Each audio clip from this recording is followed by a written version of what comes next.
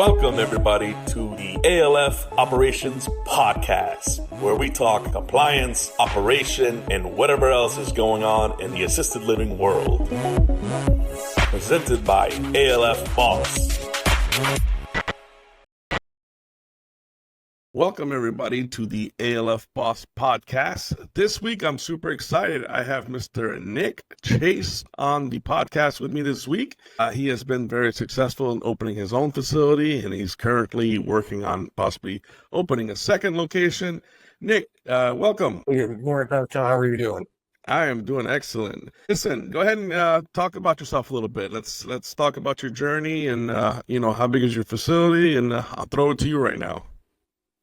Along my path, I heard of ALS, and as my other jobs, they rely on me helping people, and this seemed like a really good opportunity to me to get into an industry where I can truly be on my own, but I can assist people.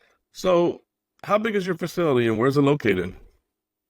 So I'm in Wesley Chapel. It is only a 6-bed facility. It's a residential property. Excellent. It was established about 20 years ago with another owner, so I simply took ownership of it, purchased the facility, and so it's been a really nice journey so far, getting everything tailored to the way I want it, the way I think it should be run, obviously within all the AQUA regulations. So you kind of took the shortcut. So you didn't really open it from scratch. You did a chow and you bought it from another individual. Correct. Okay, cool. Correct. Cool. Yeah. So, that's a good way to go. It can be challenging sometimes starting from scratch, how to put the equipment in, all that other good stuff. And, so now when you purchased it, was it already pretty full, or you had to get it filled up, or what's the status on that? No, it was fully occupied when we picked it up. That was one of the selling points, because we're on the market that weren't fully occupied. The rate of the bed rates is not really the biggest issue because it's just money. As long as you can get the bed full, it's good to go. My second facility will be from scratch, and we kind of bought this at a template space. So I figured piggyback on somebody who's already done everything. They've already done the work. Everything's in working order. I just have to duplicate the process now to be growing. What has been most challenging as far as operating the assisted living side? I would have to say staffing. And I've come across this in my younger days with owning other companies. I think it's always the biggest issue, especially in Florida. It's hard to find good staff. I've been in the industry for, in the minimum wages, and this, has definitely changed a lot, because there's a lot more opportunities out there as we're paying higher amounts, and it can be challenging. Besides that, are you involved with the facility in daily operations, or you have somebody running it for you? No. Yeah, I actually have a current administrator from the old facility. She's been there forever, so she is actually training my new administrator. My current has got her ARP, so she's going off as a nurse practitioner. Nice. So I brought in a new administrator, so I'm training her. I am there nearly daily, even with my other positions. Awesome. So, besides staffing, anything else stood out to you? But it sounds like you've got a good team in place that, like you said, if you got a seasoned administrator who's been running it, and now she's just continuing to do it, that's a big stress off your shoulders for sure, right? Yeah, financially, obviously, it takes a bite out of the bottom line, but you can't put a value on somebody who's got the experience, who knows what they're doing. They're worth their weight in gold if they're a qualified administrator. Correct. So as far as let's say an investment type point of view, because I see a lot of people getting into the industry, for investment purposes, etc. I would definitely recommend something like that if you're not really experienced in the industry, etc. That you do have somebody who's very knowledgeable that knows what they're doing, right? That for you, that's been as far as that's definitely a blessing. Like there's a lot of real estate investors that are getting into this industry. And they're operating the building kind of on their own, and they really don't know anything about the industry. You definitely have a blessing to have somebody that's definitely recommend that way to get somebody who knows what they're doing to operate the building if it's going to be an investment type purpose, right? Yeah, I've noticed that. I've seen a lot on different forums where a lot of real estate investors are getting into it because it is good money. But for me, it's the process. Obviously I want to earn a living, but I want to help people. That's my goal. That's all of my positions that I fill. It's in the service of helping somebody be better. And so for me, yeah, it financially makes sense, but having that team in place to make sure the facility runs properly, but also being able to help people, that's where I see I do see issues coming in with real estate investors not seeing the other side. There is good money, but you have to want to be here. Correct. Because, it's not like a duplex or an apartment building, something like that. That you rent it to a tenant. Tenant lives there, pays you their rent. And that's pretty much that's as far as that pretty much goes usually. Where assisted living, of course, you have people's lives in your hands. There's regulations to follow. There's inspections. There's all that, all that fun stuff that, which sounds like you've done a good job by you've hired somebody, you've spent the money to put somebody in that place so that, you don't have to worry about those extra stresses as bad as somebody who really wouldn't know anything and you're trying to sit in the administrator's chair, and it would be a much different deal, right? Correct. Yeah. And I use the same strategy in other areas of my business. I don't have to know everything. I have to know somebody who knows everything. Absolutely. So there's nothing wrong with hiring somebody to do what you don't know how to do. That's Bill Gates doesn't know everything. They put people in positions to help them. Absolutely. I mean, the issue though, a lot of these, we see a lot of smaller facilities also opening. Financial, I think, might not be there. So, like, as far as, do you have any financial? It looks like you're spending the money into the facility. You already had revenue coming in. Who's just starting out with zero residents, it definitely might be a little tougher of an investment. Can you give us a little bit, maybe some financial advice as far as, people who are opening up these facilities? Is there a specific type of loan that you went and took out to acquire this? Or? Yeah, so we leveraged quite a bit. I put we call it chunky money in my world. So put some chunky money down, but we went through an SBA loan. I had a bank help me with that. So we are qualified for the loan for the facility. Typically, they're looking at 10% down for something like that, depending on how big a loan you're going to get. But then you do need to have a significant amount of resources on the back end if you were going to purchase a facility like this to maintain your upkeep, to keep your residents and keep them fed and clothed, all the stuff that goes along with it. Looking at SBA loans, looking different banks, definitely make sure you've got the financial backing. If you're going to be an owner-operator, and owning a facility, you have releasing your equity, but then you have a higher cost up front. The ROI takes a little longer, but the ROI over the long run is better. So the financial stability is the biggest thing. I'm still dealing with it, quite in the black, but no business runs in the black right off the bat. So it's part of the process. Yeah, I mean, it seems to be working well for you that you're interested in opening another one. You're saying now, right? This one on your own. Yes. And that's essentially why I bought this one. It's a good template to open the next one, and then we've got everything in place. We can just keep looking at it. And that's what I always tell a lot of people that want to get into the industry. I always, if they're going to do a 6-bed, I always tell them to have a bigger plan over the next 5 years or 10 years, whatever, how long their plan is going to be. Sooner the better, but to at least have 2 or 3 facilities in the pretty much same proximity. The first one is always the hardest one to open up, right? That's your baby. I mean, and you got it, took a shortcut, but individuals who are starting from scratch, the first one's the hardest, the second one is easier, third one's a piece of cake. You've got your operations, you know what you're doing, you've got your banks that you're working with, etc. And for the numbers to make sense, you got to get up in those numbers. And usually when you're up in the 16 resident total, things like that, I mean, the numbers start to add up a little bit better. You can use the same administrator, kind of oversee all the buildings. You can rotate staff. It's, same policy and procedures, things like that. But so you're definitely on the right track, So that's the goal is I apologize. Go ahead. No, go ahead. You're good. Well, I was going to say that's the goal is to, have the facility up and running, have my administrator up to speed, then open up facility 2, open up facility 3. She'll run all 3 of those. And then we're going to look at expanding into large facility, property purchase. I hate to say multi-million-dollar build, but that's what it is. And get into somewhere in the 50 to 100 bed range. There's one being built right now in Pinellas Park, which is probably 20 miles from where I live. And it's I want to say it's a 150 bed facility.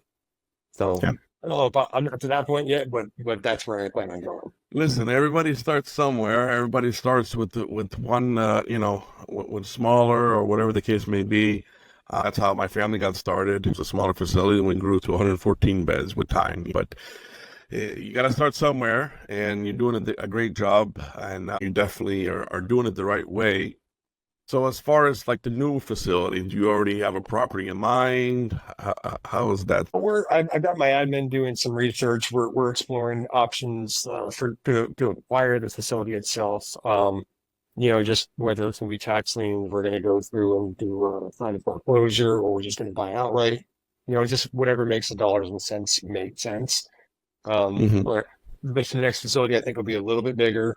Same general. I mean, $500,000 house, whatever. But we want to go with the same size. Obviously, a 6-bed, because that's what we're allotted for. But next facility, I want just a little bit bigger, a little bit nicer. And then the third facility, hopefully, we'll continue to grow there with something even better. Just a hospice, whatever. There's a lot of options within the space that we can help people. Has there been any very challenging situations for you, going through this process? I'd say that the circular regulations, now the regulations themselves aren't a big deal, but I think there could be some oversight or some revamping of ACA's system, between ACA, Medicaid, Department of Health, the clearinghouse. There's a lot of inconsistencies between what information is given or what information is provided, what information is out there, having to access multiple systems to achieve the same goals. Some of that stuff is definitely challenging. One of the biggest reasons why I have an administrator, because I don't want to play with that. I'll let somebody who knows what they're doing do that. Smart man. Now, how about the need? Have you been able to fill beds pretty good? I mean, are the high revenues there to be able to pay the higher prices? How's that been for you? Was it what you expected? Yeah, I had eyes wide open coming into this, and did a decent amount of vetting. My facility only has, if you're familiar with APD, we have all development delayed residents. They're the nicest people you can imagine. Every day to walking in is a joy. Everybody's happy to be there, and they're all very compliant. Very little pushback, and so I have a thing. My former wife, her little brother was developmentally delayed, and he spent with many, many days, months, and weeks with us. So I have a kind of a gear towards that, and background in law enforcement, so I did a lot of elderly and special needs training in law enforcement in academy. So it's kind of been my forte. I like helping people who can't necessarily help themselves. Gotcha. So this is starting to be a little clearer to me now. So you're doing actually APD residents. Is that what you just? Correct. Yes. Okay. Now that pays a lot more than regular assisted living, correct? I wouldn't say it's more consistent. There's definitely the perk to it, but I know you can private pay can be very similar if you have single bed units. I mean, when you're billing Medicaid, the reimbursement rates are a lot higher. It's decent. I mean, 3,500, something like that, per month. It's not terrible. No. That's the Medicaid reimbursement part, the 3,500. Yeah. Correct. Yeah. Compared to assisted living, where the Medicaid, the standard license is, the reimbursements like anywhere from 16 to 18 is what the Medicaid is reimbursing. So, Yeah. I mean, for a smaller facility, it makes a lot more sense. So it's that partial part, and then you have the resident part as well, right? So Correct. Typically, the average resident is paying about $4,000 or $5,000. Is that what the? Yeah, it's in that neighborhood. Perfect. Yeah, they all vary based on their level of need. Yeah, of course. Gotcha.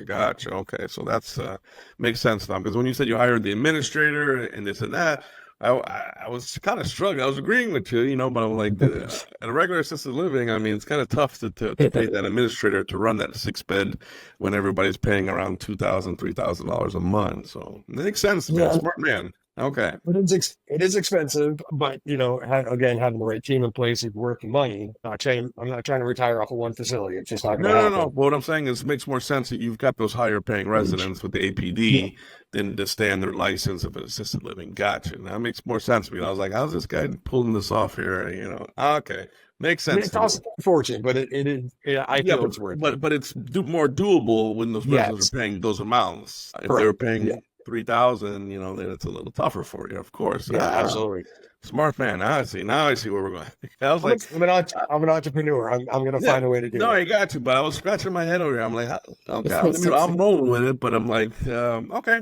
So now it makes sense to me. I'm on board. No, and secondarily, I haven't taken a dime. So I own the facility now for 6 months, and I have not drawn any money out of the facility personally. I don't have a salary.